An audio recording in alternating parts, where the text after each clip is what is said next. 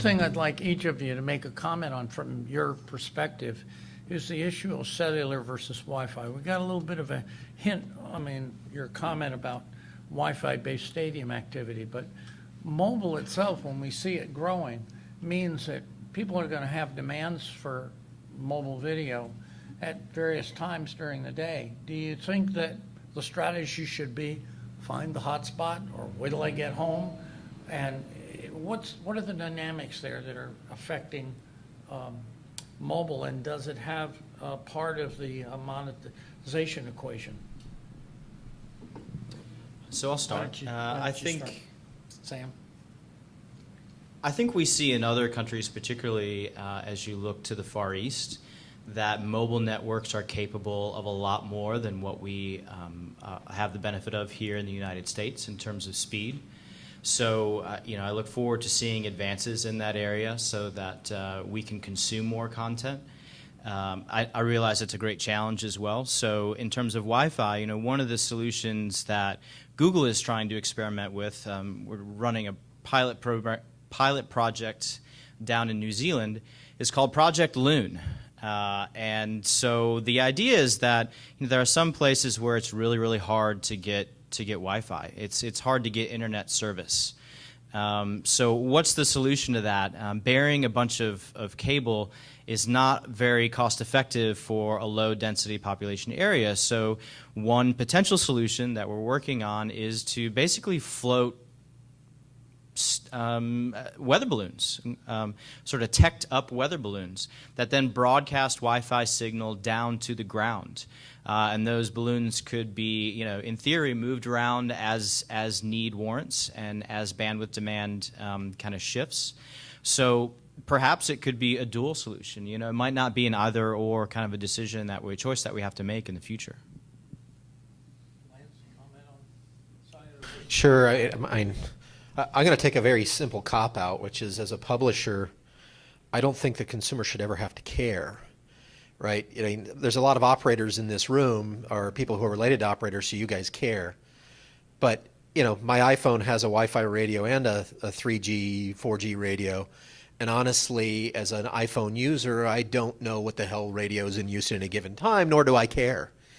And so from the content industry perspective, what I care about is whether or not you're getting a quality experience. And I think still to this day, we're having to do a significant amount of optimization of content to deal with the fact that you don't know what your bandwidth environment is going to be. So I'd love to see more bandwidth, and I'm sure YouTube would love to as well. But I know that there's real practical limitations. Honestly, I have a bigger thing of saying we got to get to more uniform standards on how do we get the video transported versus having to have, MP4s, H.264, WebM, HLS, blah, blah, blah, blah, blah, blah, blah, right? There's all these different formats I have to go deal with just so I can deal with this problem. So that's what I would say is I don't really care as long as it's good bandwidth. Cisco likes good bandwidth too. Yeah. It's not a bad thing for Cisco. But I do think, from my opinion, I think a big thing is cost today, right? So the plans that service providers put out there drive behavior, right? So Wi-Fi is generally free, but not always. Where the cellular is generally a paid for service. So I think that drives a lot of it. I think specifically thinking about what I focus on today in venues, obviously it's a density, a capacity issue.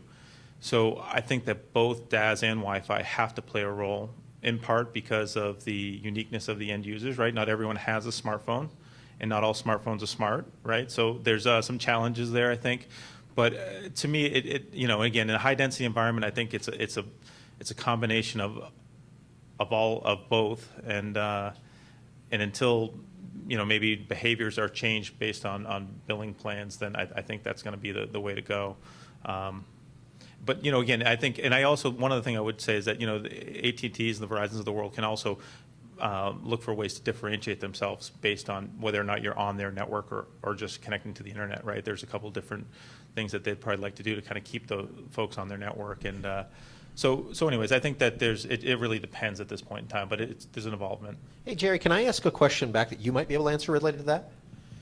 I'm curious if anybody knows any data on with all this mobile video, how much of it's actually coming from Wi-Fi versus mobile networks? Because I know I personally do a ton of video viewing on my phone in a Wi-Fi area. I have no idea how much of it's really going through the carrier networks. Anyone know? It's a great study. We'd be glad to conduct that for you. I mean, I'd like to know that myself. I have some hunches. There are some people, I'm one of them, who probably does pay more attention to like how much consuming is happening. I was at Las Vegas speaking, and somebody asked me to be on a webinar, video webinar. I thought I haven't been on a video webinar where it was, sharing on Google Plus, and I held my iPad up so it looked like a webcam. I got a notice 30 minutes later that I was at 90% of my monthly cellular data plan. And I had looked for a Wi-Fi. I couldn't find one. And I said, I'm on, it's live, and I sucked it up.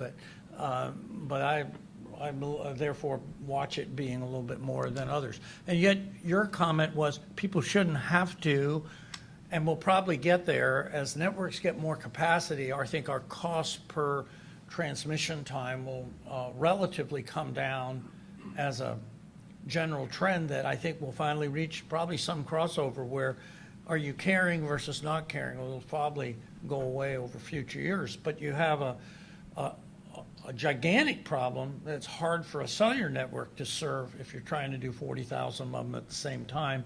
Technically, Bob may know if you can even do that. I doubt it. It has to use the separate channels and the capacity that Wi-Fi provides to be able to do that concurrency. One thing I wanted to have you each comment, and we'll go to your questions are next, but one question, again, where do you think that when we said the title of this is about where the money is, if you say over the next 2 or 3 years, where do you think the more dominant revenue streams are going to be characterized? You could say, well, that's what I should do as an analyst. I'll do it, but I'd like your opinion of where it is. Maybe I'll learn something from it, right? What do you think? Do you think it's all YouTube, or, I mean, how do you get it monetized, though? Is it advertising, subscription, or other? Or I mean, I think it's a great question, and I would love to know the ultimate answer. But I think in the short term, there's an enormous amount of opportunity with video. Being able to watch video from any device, anywhere, being able to throw it to your TV. I love doing that. I love being able to take something from my tablet and being able to throw that to my big screen TV and make that transition really, really easily. I think, an interesting opportunity as we become more and more digital is the ability to track what people are watching, to your point, like really being able to understand what do people like and what do they find valuable. And I think as the more you know about that, the better your chances will be to monetize and to cut out the stuff that people aren't interested in and don't find valuable. Because if people value something, ultimately they'll be willing to pay for it in one way or another. But until you can diagnose exactly what it is that they find valuable, then you're just kind of shooting in the dark. any other comment about business models? Well, I'll follow up on what he said. A lot of the people in here know that I used to work for Intel Corporation doing consumer marketing for them. And we did a brainstorm, I don't know exactly what we called this thing, but at Stanford University they have this thing called the Institute for the Future, where you give them a topic and they bring in all these experts in and they basically try and project what the future is. And it was all about the future of entertainment, video entertainment. And what we came to after about a week worth of brainstorming with some very, very smart people is all the money is in the curation. I mean, if you look at today where the money is made in broadcast video, it's made largely by the networks who are all about helping you find the content you want. And that's what a network does today, right? They just curate a bunch of content in such a way that it appeals to a specific demographic. And they make a lot of money for that.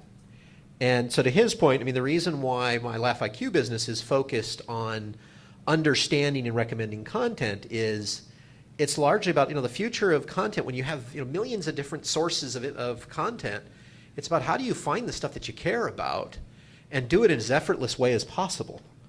So I think a lot of the money, at least from the entertainment side of video, is going to come from that piece of what I'll call curation is a very big category.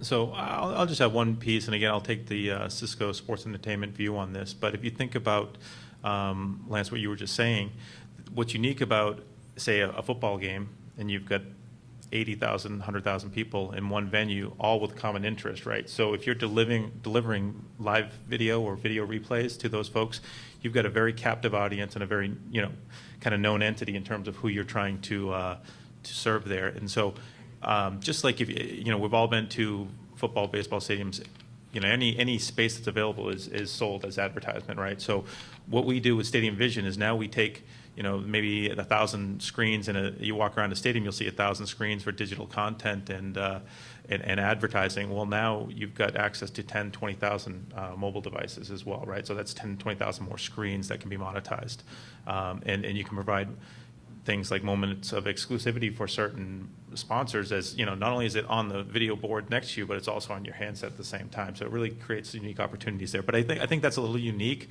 But I think if you think about how to extrapolate that to other areas, airports and amusement parks and things like that, there are opportunities there. So Yeah, it's interesting. My two sons, Jason and Brian, both work in mobile. My son, some of you know, Jason is head of digital at Sports Illustrated in New York, and the other one works at Playhaven, one of the largest mobile gaming companies. He goes to 49er games, and I said, well, what do you want to watch a replay for? It's up on the board. He says, you look to the left, or you look to the right, or you go get a hot dog, and somebody says, do you see that play? And you say no, but you have the ability then to replay it. So it's really a time function that there's a lot, at least he reporting to me, a lot of emotional connection to particular activities going on in a live event. And then, of course, you have the opportunity to sell that to other people who want to opt in to be able to see that going on. I could probably ask 20 more questions here, but if you all are dying to have a question, if we can get the microphone